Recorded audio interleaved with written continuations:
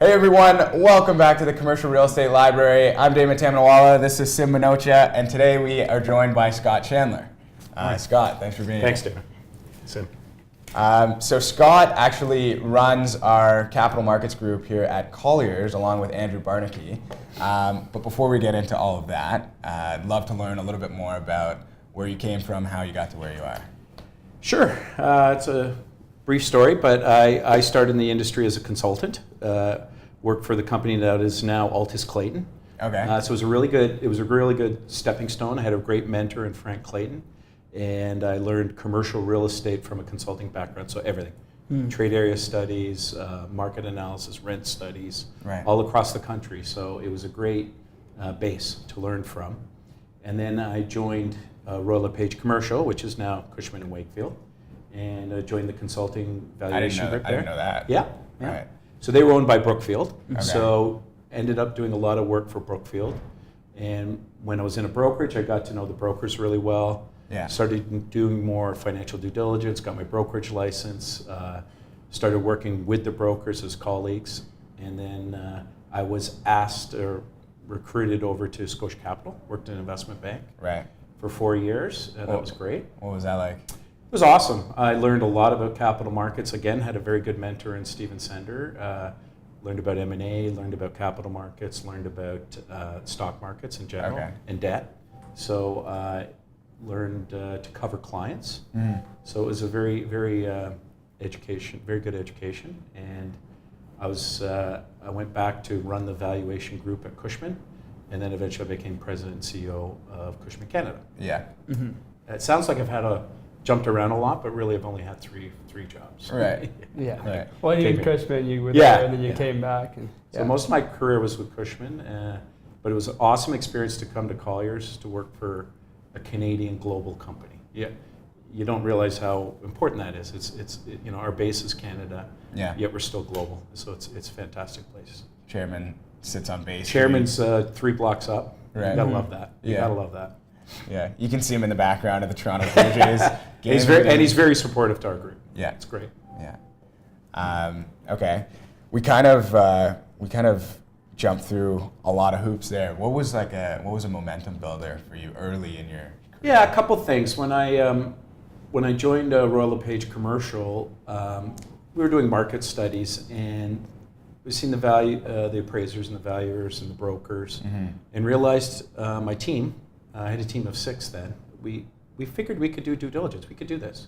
And we started doing a lot of public market company acquisition due diligence and underwriting for brokers. And probably the big bellwether deal was Summit REIT bought Oxford Industrial. And Summit REIT was just an exploding REIT at the time. And we did everything for them. We did every one of their acquisitions. We did the due diligence. They ended up doing their valuation. We ended up doing their brokerage. Wow. So they were $1 million client. Was it Summit and Sigma at the same time? Was that? It wasn't Sigma then. It was Summit REIT, and then later it became ING and Sigma. Okay. Yeah, but it was we really rode them. It was a great experience. How do you get that business? Like how does the relationship develop? How does that? It's all client service. I mean, I always feel this. You don't need 100 great clients. You need 5. Yeah. 10 would be good, but 5 good clients. And we're the guys they have to call when they're doing anything. We're the first call they make. And when you get to that level 1 status, it's great. Yeah. And it just builds on everything. So it's a huge part of my business. So Damon and I do a lot of stuff in the mid-market. A lot of what you do would be more on the institutional side with groups like Summit, etc. So when you were getting into that institutional sort of position, why did you decide to go down that route as opposed to going in the mid-market route? Yeah, I like challenging work. I like complex deals. I like big portfolios. I'm a little not saying it's not complex. It's not a bad thing. It's a different kind of complex. But I like scale too. It's fun. Yeah. It's so fun to do. I've done 300 properties in one go. It's so great to figure out how to do that. To me it's really exciting. And, gets your juices going. And I like big's fun. Yeah. What's what would you say is the main difference between the private capital world and the institutional world? It's, I would definitely do not disparage private capital. Obviously, they're buying more than anyone right now, and they're extremely smart. And they're not fiduciaries sometimes, though. It's their money, so they treat it a little different. When you're dealing with institutions, they're fiduciaries. Yeah. And they have investment committees, they have processes, Right. they have rules. And on private capital, they have a bit of that, so their lenders require discipline. Yeah. But it's more of a gut feel, and it's more, perhaps sometimes it's more negotiation, more back and forth. Yeah. More emotional sometimes. Definitely. Oh yeah. And honestly, sometimes the level of expertise is not as much as an institutional firm that has 20 people to do their underwriting. yeah. Obviously. That's actually how we get a lot of. I've done a lot of work on the debt brokerage side. You get to lead them. Yeah, exactly. Yeah. What we do is we sort of help them structure it for those bigger institutions. So private clients looking to get funding for a project from a group like KingSett or Trez or even BMO or RBC, they want to sort of be able to present it to them in a clear and defined manner. Yeah, that's a great role. Yeah. I mean, they need that, and you can straddle both worlds. We certainly deal with a lot of private capital because that's what's driving the market in a lot of ways. And there's obviously a trend, institutional selling to private. Yeah. A lot of non-core stuff being sold, and often that's a private buyer. Institutional vendor, private buyer. Interesting. So that trend of sort of that non-core assets being sold by the institutions to the private, right it seems to be kind of. It's the biggest trend right now. Well, yeah, the largest trend, I'd say, right? I would agree. Why is that? For those people that don't know, what are some of the key factors behind that? Well, a couple of things. At the very large pension fund level, they're diversifying. So they're either building to core. Outside our window is CIBC Square. That's a great example. Right. Ivanhoe Cambridge building to core with Heinz. Or they're diversifying and spending more outside Canada. Quadrille comes to mind. They're basically a new group for BCIMC, and they're following a lot of the other major pension funds and investing globally. It's a smart move. Yeah. Canada's not that big a part of the global investment world, so they're trying to match global trends and investing in other countries. And in order to do that, they have to sell a bit in Canada, and typically they'll sell suburban and buy downtown or build downtown and invest in the U.S. or Europe.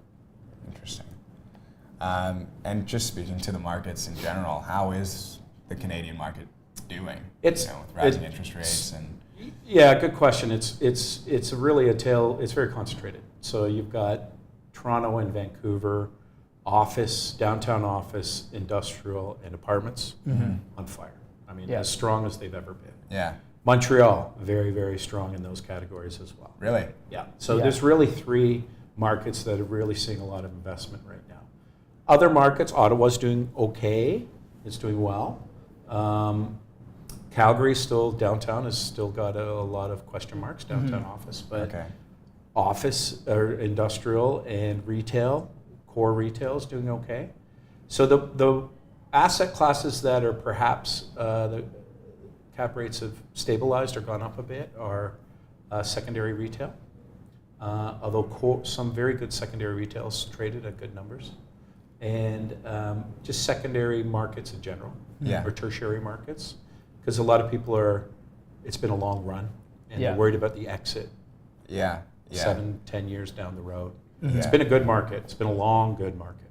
But now it's, We had a discussion about this over the weekend, actually.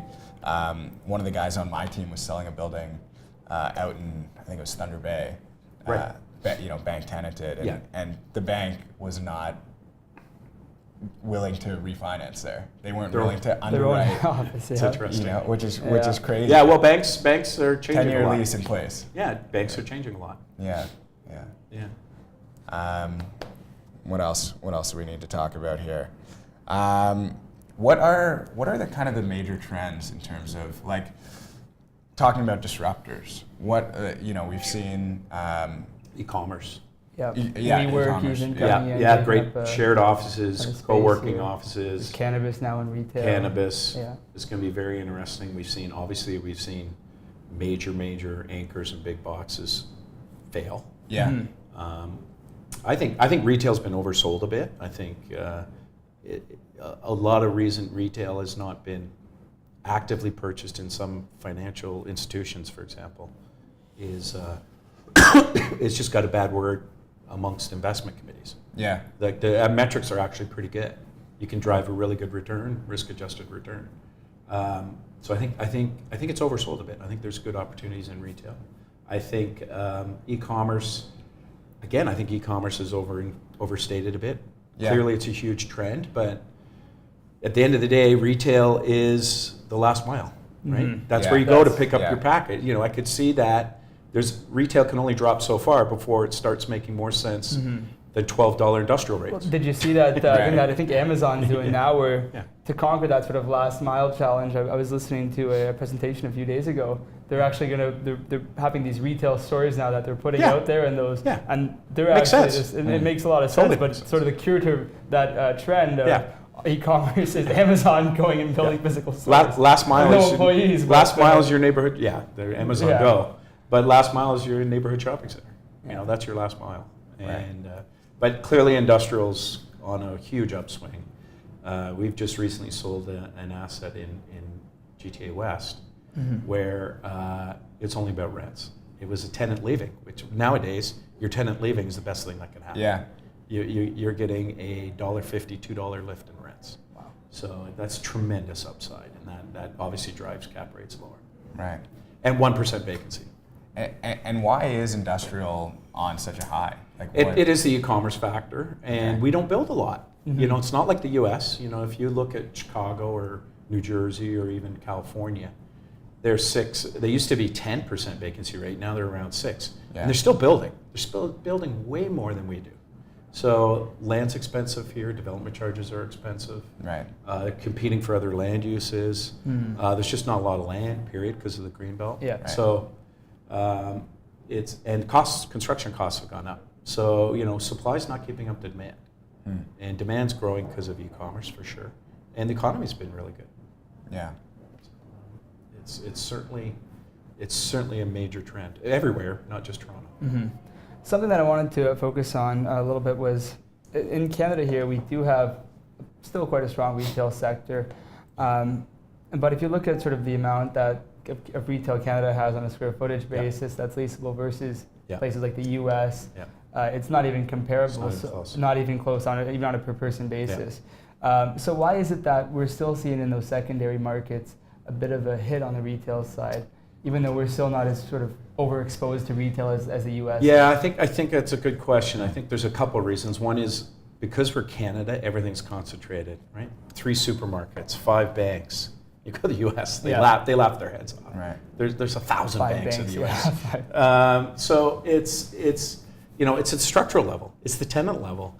There's not a lot of ability to backfill when you only got 3 choices, or sometimes only 2.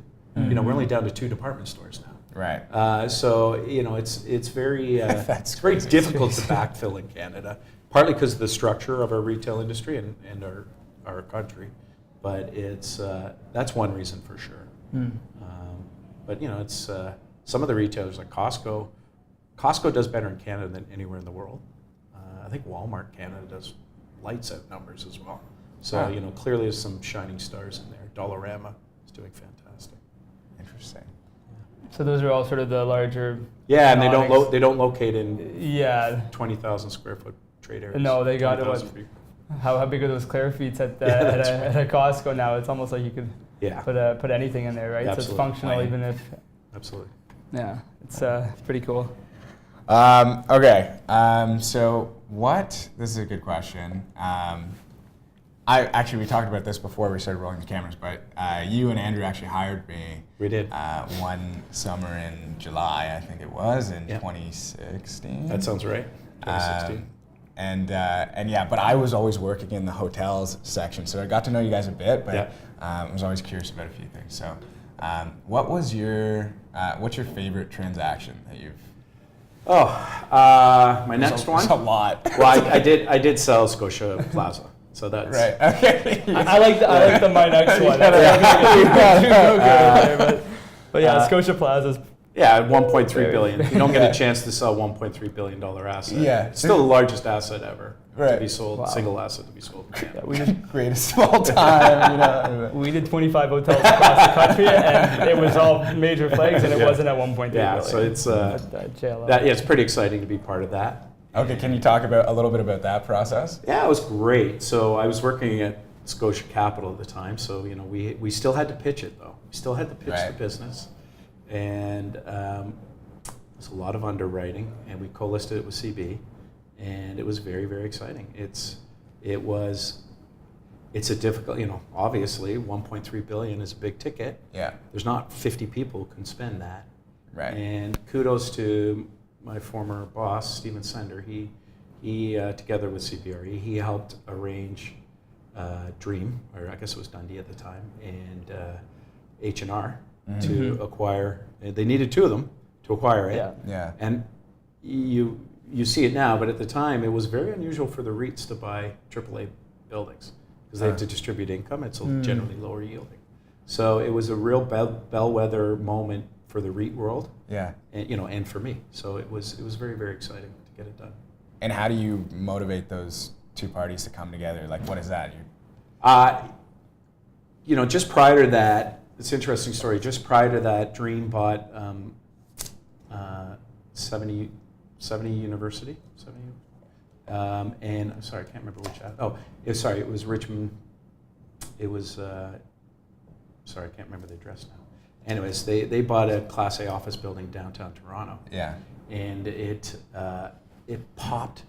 They actually got so much lift in their share, it coincidentally equated to the equity cost of buying the building.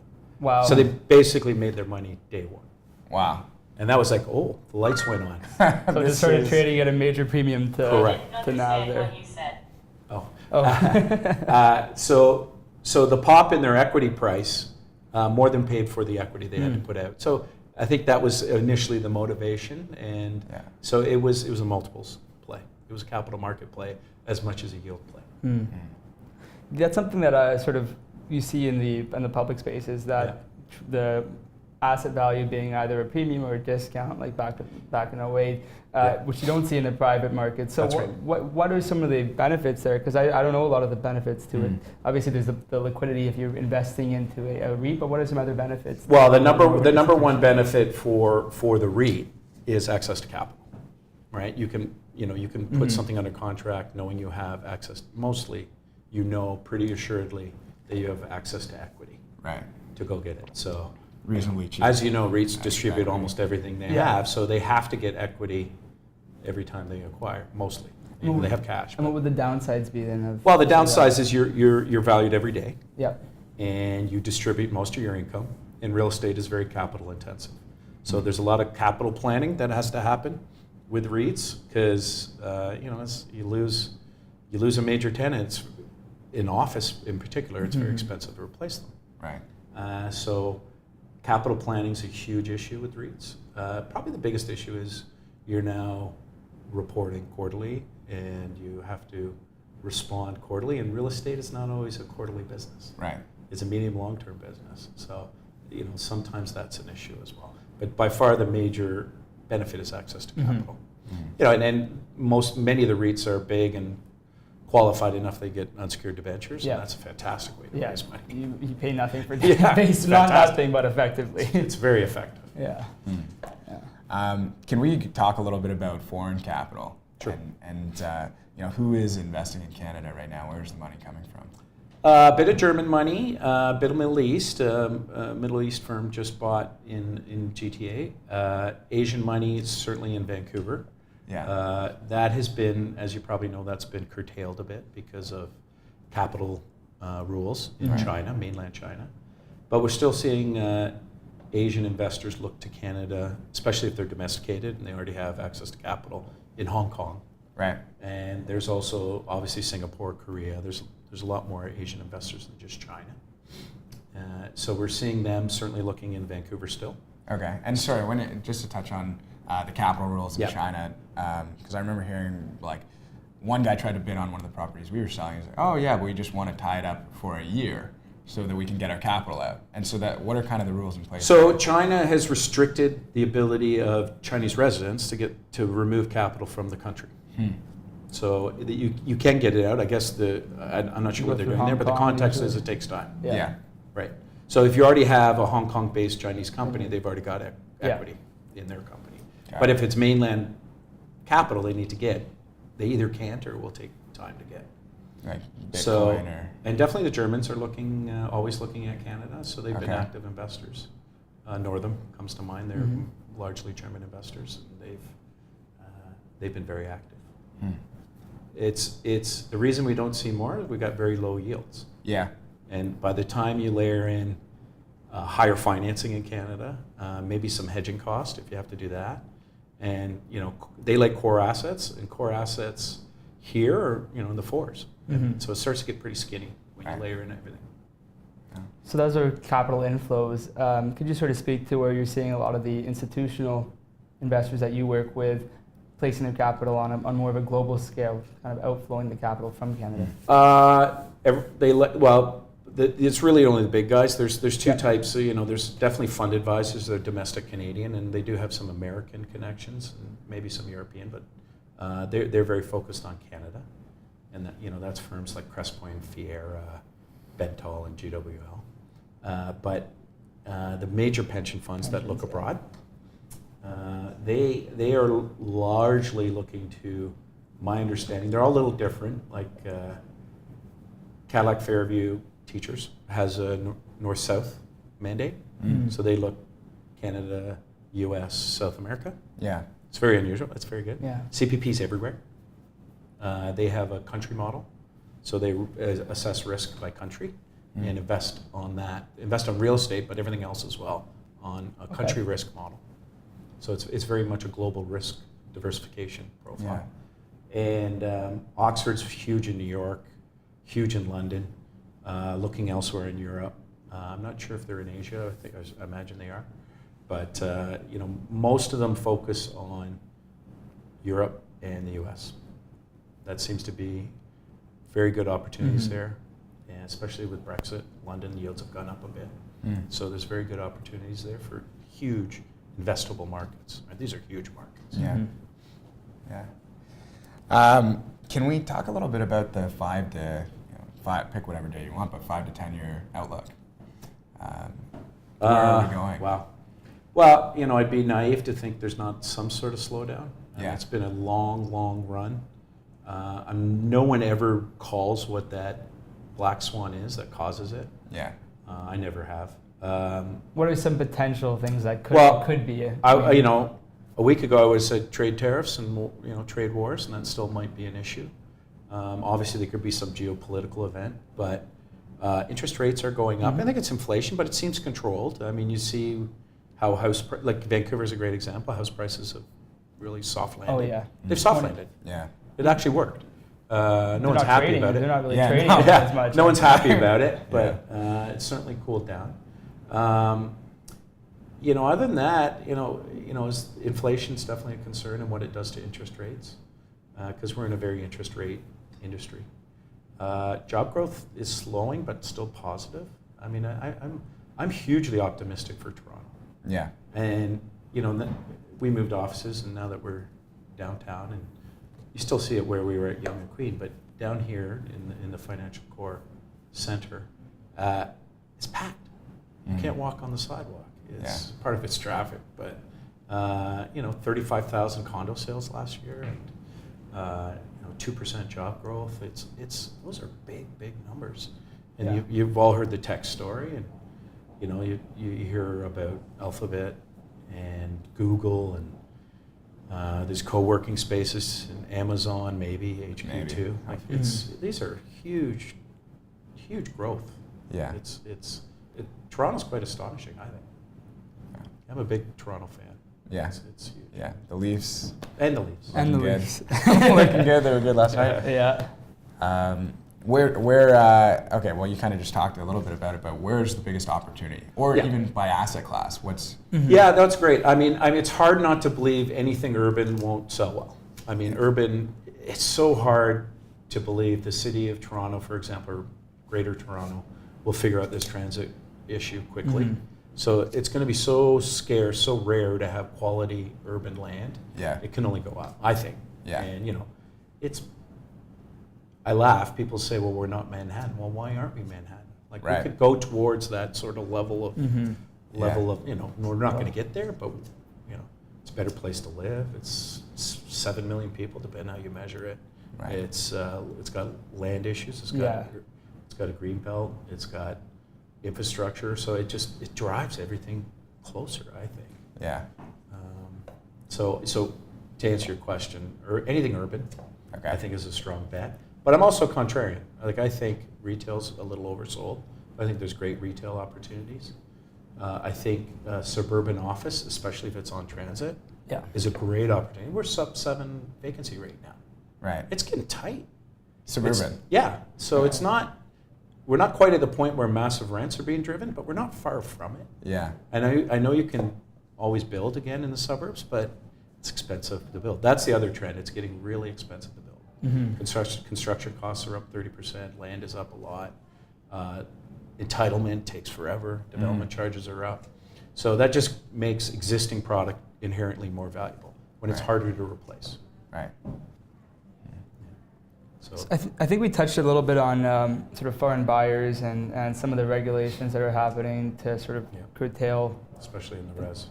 Curtail the market. So my question to you is, why has sort of that been implemented, and has that led to the resurgence of Montreal that we've seen over the past 2 years, or what sort of led to that resurgence in Montreal, especially on the apartments, or pretty much everything that I've looked at there has gotten a lot more occupied, more expensive? And it certainly has. Well, a couple things. It's basic economics, but a very young, mobile, growing tech sector, millennials, tends to drive downtown apartment living for sure. That's one reason for sure.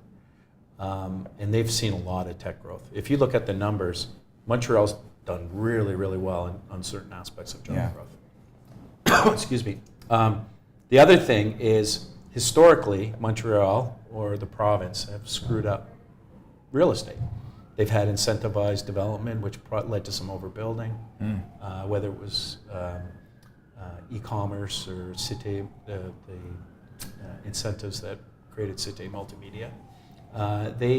They created a lot of new space, because essentially got the space for free because the province would subsidize new jobs. Right.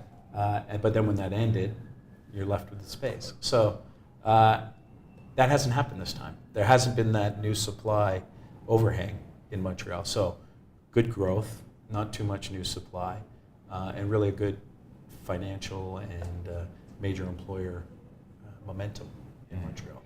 So I think that's what's driving it. So it's not the fact that sort of Vancouver and Toronto have now been hit with that. People are definitely looking at Montreal to get a little yield premium for sure, but that's always been the case. Okay. Historically, Montreal's always been about a 50 basis points yield premium. Okay. But to your point, there's a difference when it's 5.5 and 6.5 and 7. Now it's 4, 4.5. Right. Right. So it's really hard. You need a yield premium. Not everyone can buy at a 4 yield. Right. Or 3.5 yield if it's res. Anything else that we want to? I don't want to be respectful of your time. Yeah, I want to sort of get to know Scott a little bit. It sounds like he's been doing a few different things, obviously, but going from sort of valuations and doing a lot more on the research side into brokerage, into private debt, and sort of that whole, all those different spectrums. So what was sort of your day-to-day in each of them? And how does that all sort of combine to make you who you are now? Well, it's always been a long day. No, I love what I do. I always have. I think it's a great industry. So today it's pretty conventional. We're the Capital Markets Group. We work across Canada. So office, industrial, retail. We're selling all of them right now. Some pretty big assignments. We're selling a $400 million property in Vancouver right now. So we're across the country. We literally worked in every province but Newfoundland last year. We're well on our way this year too. It's a fair bit of travel, but mostly it's pitching, coming up with ideas for our clients, client coverage, and then executing. So it's, you do have to execute the sale once you get it. So and then there's a surprising amount of follow-up once you have a deal under contract as well. Right. So that fills our day. We have a team of 11, so we keep pretty busy. But it's a machine. It's great. And then I guess talking about, I love this question, but what's not on your LinkedIn? Like, what are some jobs that you've had back in the day that? Oh, jobs. Oh, I've had a lot of. I didn't work in an office when I was in university. My best friend's father owned a gas station. Okay. So I pumped gas for from 15 to 19. It was a great job. Wow. Yeah. Yeah, I always had a job. I could work during the week, and it was very expensive gas, so no one ever came. So it was great. And then I taught hockey one summer. Yeah. I did landscaping, like a lot of guys my age did landscaping one summer. And it's worked for Davy Tree once, cutting down trees one summer. Nice. But yeah, all kind of young kid from Scarborough doing menial jobs. Yeah. That's what I did a lot of, and it was great. It's made a bit of money, and it was fun. And then, so why did you choose from that sort of in university, not working in real estate, to going into real estate? What was the? That's a good I came out of university and I got offered the job at Altus Clayton, and it was great. I love. My father's a general contractor, so he had a bit of a real estate bend there, but not because of my father necessarily. But I've always liked real estate. You can touch it. Yeah. It's understandable. Yeah. You get better every day in real estate. Mm-hmm. It's not like software development where some 20-year-old's going to be smarter than you. Yeah. It's hard. Yeah. It's an acquired knowledge real estate. Mm-hmm. So I love that about it, right? So every day you should be getting a little smarter. Yeah. So it's a great industry for that. And you can work for yourself. I've always been on the fee side. Mm-hmm. So every 3 months my job changes. It's challenging. You have to win stuff. Yeah. So it's great. Competition. It's like competition. A hockey coach you get to high five your team, and it's awesome. Yeah, you don't get to do that if you're an asset manager. Right. Yeah. So I like it a lot. But yeah, personally, 3 kids, dog, cat. Yeah. What type of dog do you have? I have a mutt. A mutt. Okay. Yeah. But it's a busy life. I'm still playing hockey, golf. Got a cottage now, so it's nice. All in. I'm all in. Yeah. That's great.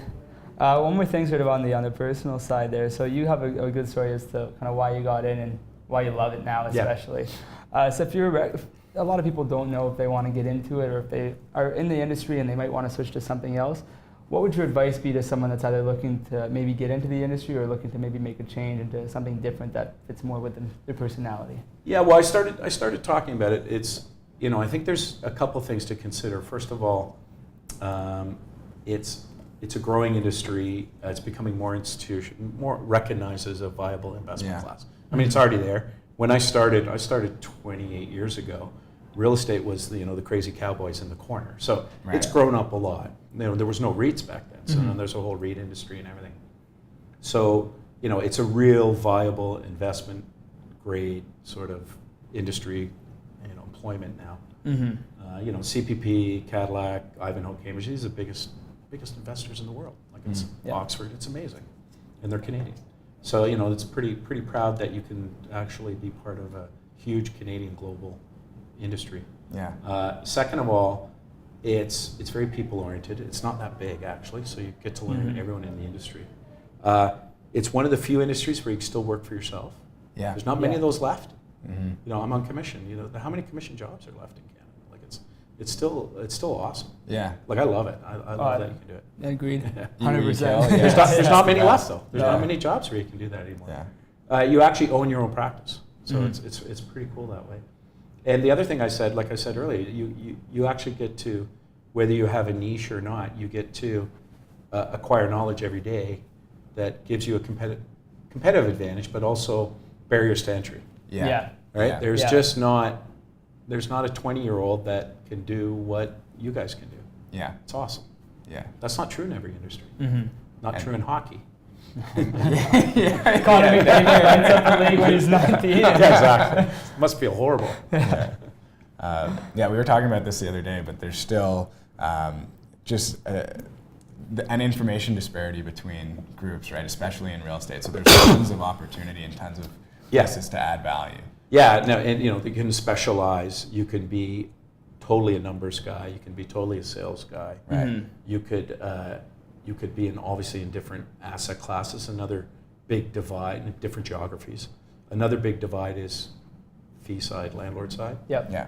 There are very different opportunities. It's a little harder to go from one to the other. Like, you can be a broker and join the asset side. Yeah. You don't see many people do the other. Yeah. And that's more of a That's more of a choice. personality, It's like more knowing personality knowing choice. yourself and knowing what you want, right? Yeah. For me, I didn't know what I wanted to do when No. I got in, right? I thought, hey, you know what? Maybe I want to go work for one of the bigger institutions, Exactly. and sort of a lot of people think that way. Yeah. But then once you get in and you start doing it, you sort of say, okay, for some people they love it, and it was for them. And Yeah.